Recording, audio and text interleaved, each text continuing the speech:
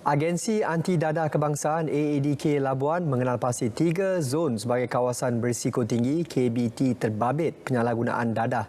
Justru kawasan zon 1 disasarkan untuk pelaksanaan pemutihan menerusi program penghijauan KBT. Laporan penuh dan perkembangan lain dari Pulau Mutiara, Laut Cina Selatan terus saja bersama Rosila Jos di Labuan.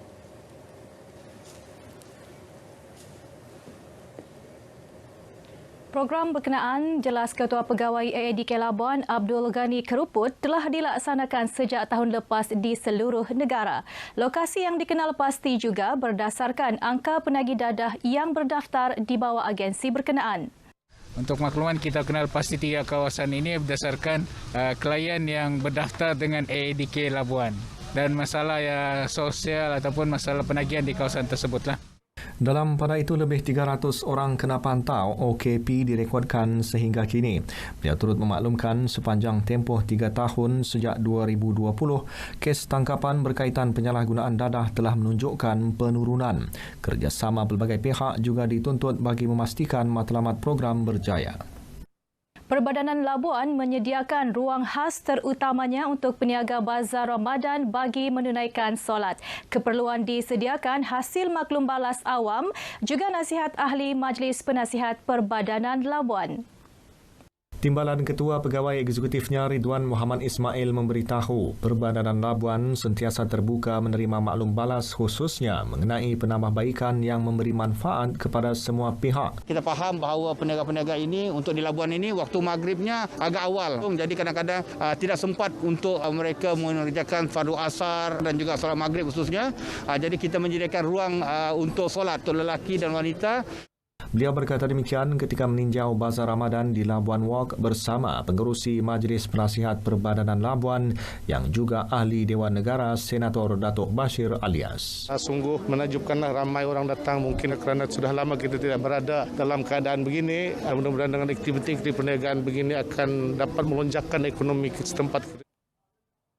Bubur banging merupakan makanan tradisi masyarakat Kedayan Brunei di Labuan yang berbeza daripada bubur lain. Sempena Ramadan ini, kira-kira 1,000 bungkus bubur banging diagihkan secara pandu lalu oleh Badan Bukan Kerajaan NGO menerusi Persatuan Pantaran Biskita. Pengerusinya Amit Hamdani berkata, antara bahan utama bubur banging adalah beras biasa, beras bario, beras pandan dan beras kebun yang disangai, iaitu digoreng tanpa minyak, kemudian dimasak bersama daun pandan, santan kelapa serta sedikit gula dan garam.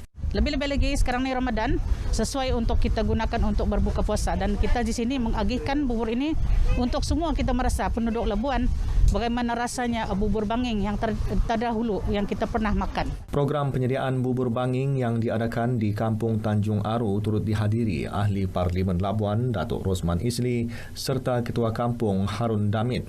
Beberapa NGO seperti Persatuan Belia Kampung Tanjung Aru, Peladang Nita Utara, Penggerak Komuniti Negara Labuan dan ahli jawatan kuasa Masjid Sirajul Islam Tanjung Aru terlibat pada program kali ini.